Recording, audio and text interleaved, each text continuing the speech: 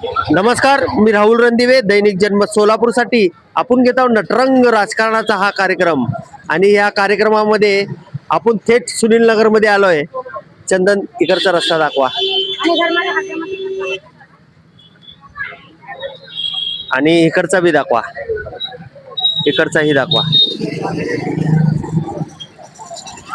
जरा झूम करा. आणि जे तिथं विनायक कोंड्याल आणि देवेंद्र कोटे जे शहर मध्यचे जे आमदार आहेत, देवेंद्र कोटे आणि त्यांचे जे भाऊजी आहेत विनायक कोंड्याल, त्यांचा हा प्रभाग आहे.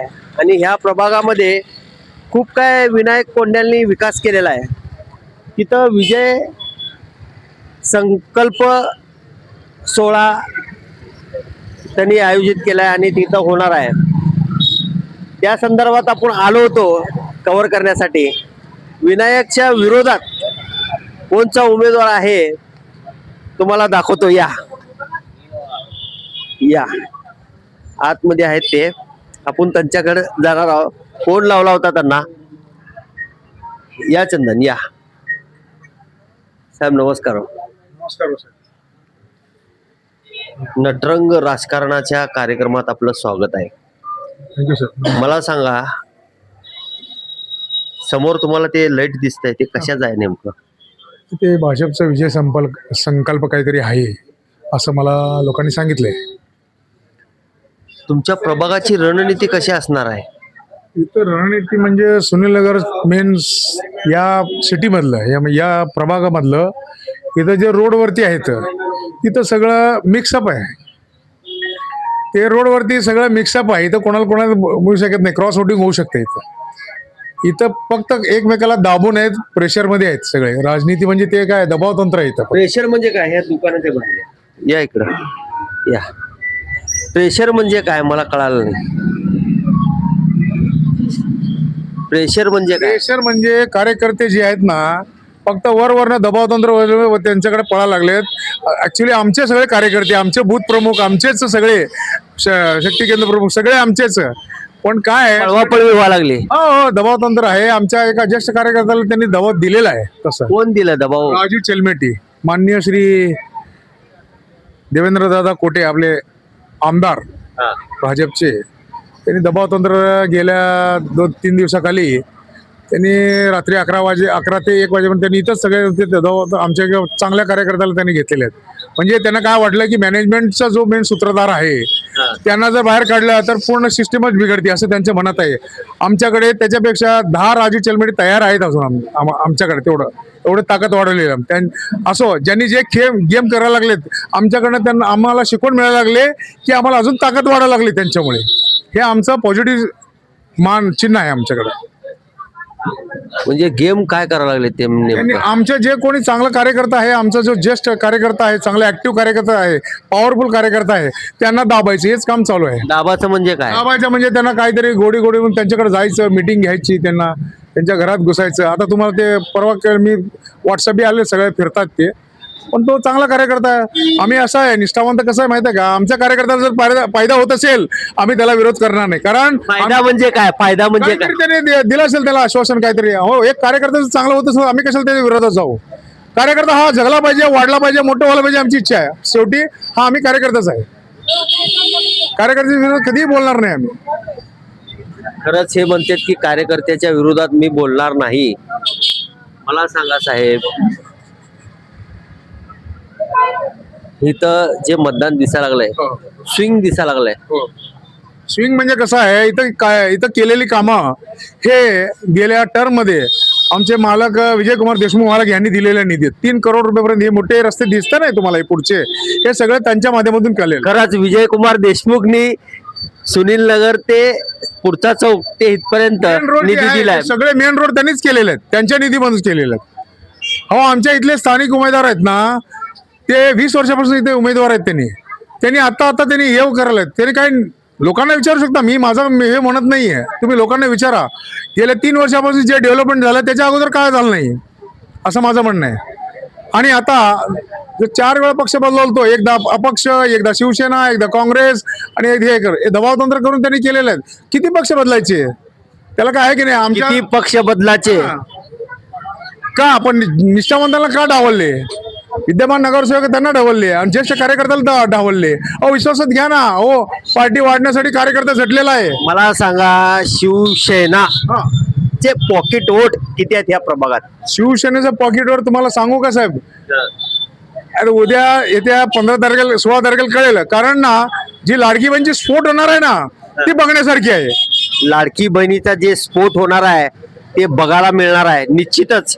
आपण चाललो सगळीकडे. मला सांगा साहेब, तुमच्या घरचे निवडणुकीच्या रिंगणात आहेत, कुठे आहेत ते? कुठे आहेत? प्रचार करत आहे तिथं आपल्या त्यांना एरियामध्ये. बोलून घ्या की जरा. नक्की नक्की घेतो. मला सांगा साहेब, प्रभाग 12 तारीख 16/16 आज होत इथं, म्हणजे काय? एक लोकशाहीमध्ये सर्वांना प्रचार करण्याचा आहे. प्रचार करत आहेत, आम्हीही प्रचार करतोय. बजेट आमचा कमी आहे, आम्ही गोरगरीब कामगाराची मुलं आहोत. आणि बजेट कमी आहे म्हणजे?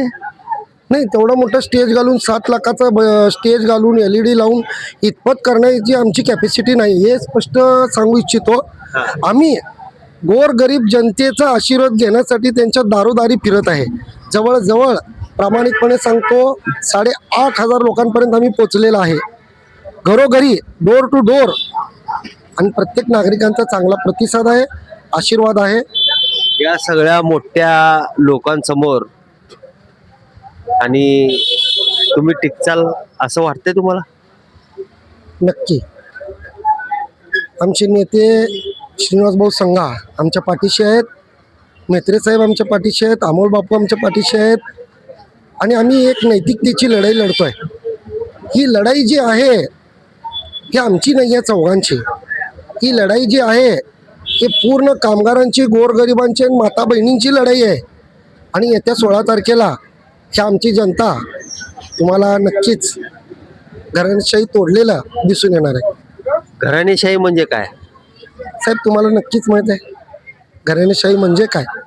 हे मी सांगणं योग्य नाही, मी शब्द वापरलो, हे तुम्हालाही कळालं आहे आणि जनतेलाही कळालं आहे. म्हणजे तुमचं म्हणणं असं आहे की जे देवेंद्र कोटे आहेत त्यांनी त्यांच्या घरातल्या लोकांनाच तिकीट देतात असं तुमचं म्हणणं आहे?